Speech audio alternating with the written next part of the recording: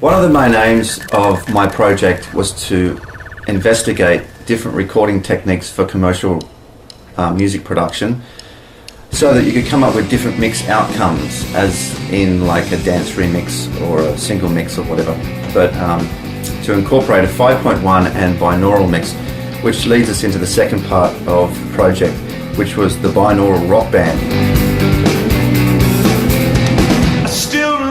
So we recorded the band using a binaural head, including vocals and the band playing live.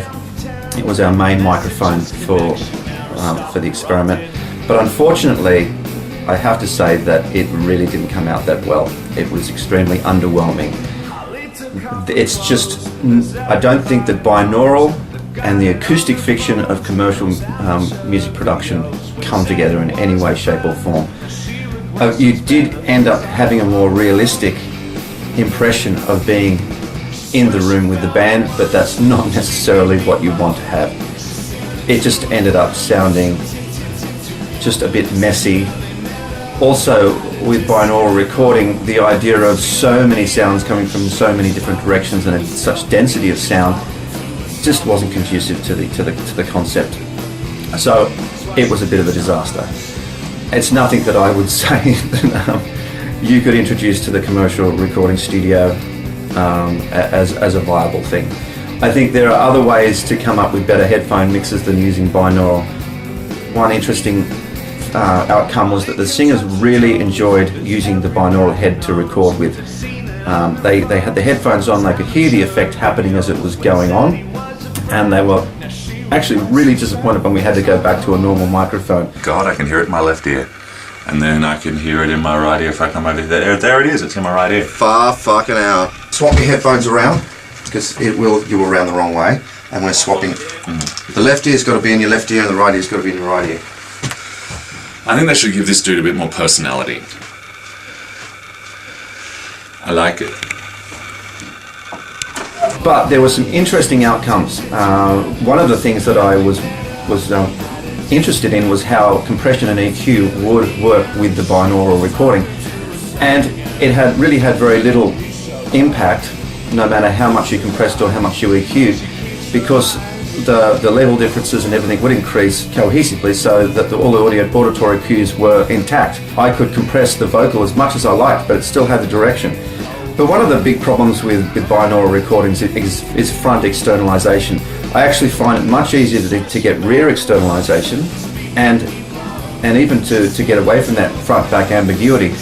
But to have something centered and actually outside your head, I just couldn't get it to happen. Couldn't get it to work with the head or any other sort of synthetic program that would, recreate binaural effects.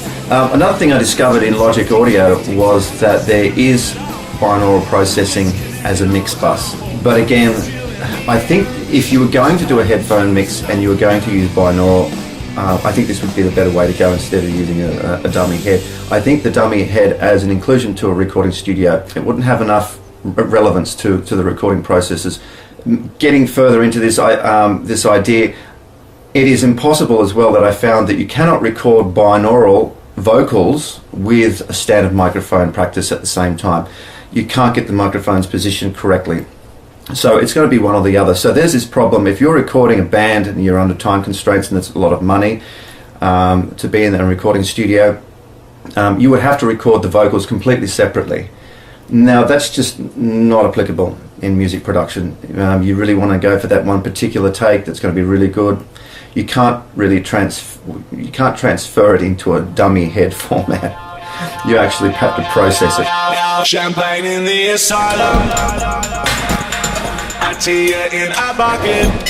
So as a summary, my project was based around the idea of coming up with plausible and workable techniques in the modern recording studio for music production that we could incorporate into the recording process, so it would give us different mix outcomes at the end. Now in the case of 5.1, it was a bit of a no-brainer. It worked. Recording in a 5-channel with the 5-channel array is definitely applicable. It certainly did give more options in the mix to come up with a better 5.1 outcome.